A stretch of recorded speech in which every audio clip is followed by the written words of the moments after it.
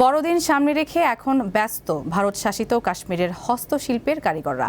সেখানে তৈরি হচ্ছে নানা সামগ্রী, যেগুলো যাবে যুক্তরাষ্ট্র, ইউরোপ সহ বিভিন্ন দেশে। কেউ ব্যস্ত ক্রিসমাস ট্রির বল তৈরিতে, কেউ রং করছে রেইনডিয়ার, কেউ আবার এগুলো শুকাচ্ছে। কাশ্মীরে প্রতি বছর এই সময় শুরু হয় হুলস্থুল, কারণ বড়দিন উপলক্ষে এসব পণ্য যাবে যুক্তরাষ্ট্রে।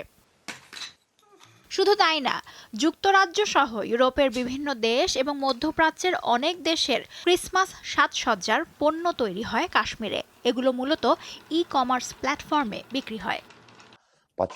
উৎসব যেই ধর্মেরই হোক না কেন, আমরা পণ্যগুলি অনেক যত্ন ও ভালোবাসা দিয়ে তৈরি করি, আর তাই আমাদের পণ্যের চাহিদা বেশি।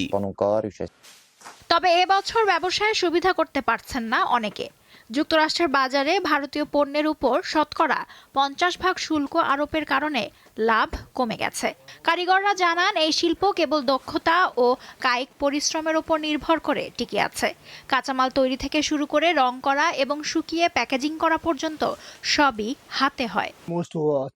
সব কাজ হাতে করা হয়, এতে মেশিনের কোনো ব্যবহার নেই। এটি আমাদের নিজস্ব শিল্প, যা সম্পূর্ণরূপে দক্ষ হাতের উপর ভিত্তি করে তৈরি হয়। ব্যবসায়ীরা বলছেন, ক্রমবর্ধমান উপকরণের দাম এবং মেশিনের কারণে স্বকীয়তা হারাচ্ছে এই শিল্প।